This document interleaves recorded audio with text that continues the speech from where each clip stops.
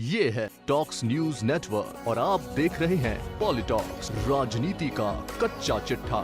उत्तर प्रदेश विधानसभा चुनाव का बिगुल बजने से पहले कांग्रेस ने प्रदेश में प्रतिज्ञा यात्रा शुरू की है। 3 शहरों से होकर गुजरने वाली इस यात्रा को प्रियंका गांधी ने हरी झंडी दिखाकर रवाना किया। इस दौरान किसान, महिला, युवा और बेरोजगारों को अपने एजेंडे के केंद्र बिंदु में रखकर प्रियंका गांधी ने वादों की झड़ी लगा दी है। बाराबंकी से शुरू हुई कांग्रेस की प्रतिज्ञा यात्रा के दौरान प्रियंका गांधी ने 7 प्रतिज्ञाओं का भी ऐलान किया।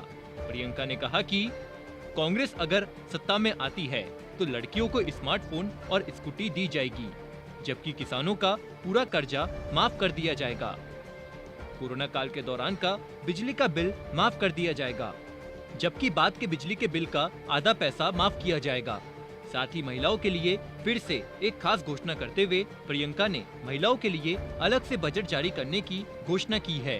कांग्रेस ने ली है ये 7 प्रतिज्ञाएं। पहली, टिकटों में महिलाओं की 40% हिस्सेदारी। दूसरी, लड़कियों को स्मार्टफोन और स्कूटी। तीसरी, किसानों का पूरा कर्जा माफ। चौथी, 2500 में गेहूं धान, 400 पाएगा गन्ना किसान। 5वीं, बिजली बिल सबका हाफ, कोरोना काल का बकाया साफ।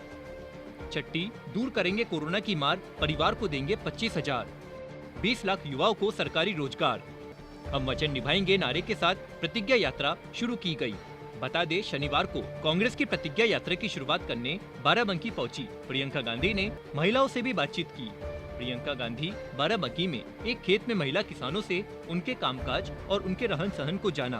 प्रियंका गांधी ने कहा कि मैं उनकी कामकाजी परिस्थितियों को समझना चाहती हूँ कि वे अपनी बेटियों की परवरिश कैसे कर रही है और क्या वे उन्हें शिक्षित करने में सक्षम हैं।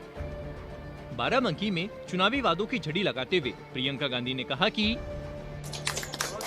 जब बिजली बिल की बात कर रहे हैं तो कोरोना काल के समय जो छोटे दुकानदार हैं, छोटे बिजनेस हैं, व्यापारी हैं, जिनका धंधा, जिनका काम एकदम बंद हुआ, उनको फिर भी बिजली के बिल बड़े बड़े भरने पड़े और पूरे कोरोना काल के समय कमाई नहीं कर पाए। इसीलिए हमने ये निर्णय लिया है कि कोरोना काल के समय जो आपने बिजली के बिल भरे उनको हम माफ कर देंगे। सबका बिजली बिल हाफ भी होगा।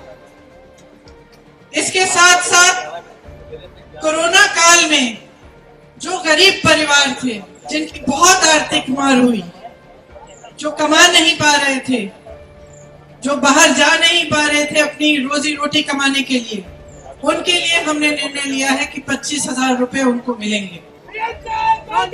जो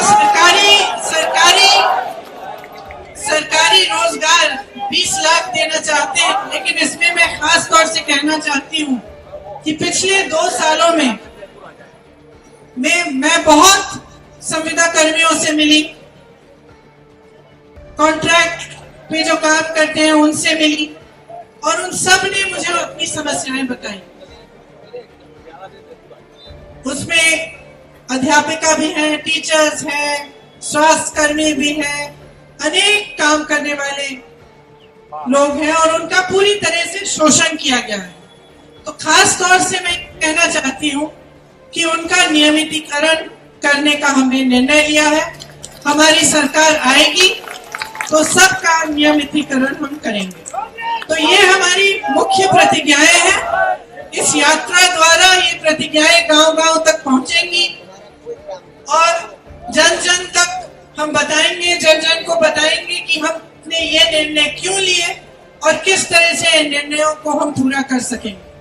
तो आप सबकी इस यात्रा में भागीदारी के लिए आपका धन्यवाद। जय हिंद, जय किसान। बता दे, यूपी विधानसभा चुनाव में उम्मीदवारों को लेकर कांग्रेस की केंद्रीय चुनाव समिति की बैठक भी होने वाली है। कांग्रेस अध्यक्ष सोनिया गांधी इस बैठक की अध्यक्षता करेगी। कांग्रेस यूपी में चुनाव प्रत्याशियों की पहले ऐलान कर सियासी बढ़त लेने की तैयारी कर रही है। प्रियंका गांधी को यूपी चुनाव का चेहरा बनाकर भी पार्टी महिला कार्ड खेलने की कोशिश कर रही है। लड़की हूँ, लड़ सकती हूँ का नारा भी इसी दिशा में उठाया गया कदम माना जा रहा है। प्रियंका गांधी की पिछले कुछ सालों में लगातार यूपी में सक्रियता देखी जा रही है। लखीमपुर खीरी कांड में किसानों को कुचलकर मार देने की घटना के बाद भी उन्होंने यूपी की योगी आदित्यनाथ सरकार पर जोरदार हमला बोला था। उन्होंने लखीमपुर खीरी में पीड़ित परिवारों से मुलाकात की थी और इसके लिए 2 दिन हिरासत में भी बिताए थे। PoliTalks bureau, UP. ये है टॉक्स न्यूज नेटवर्क और आप देख रहे हैं पॉलिटॉक्स, राजनीति का कच्चा चिट्ठा।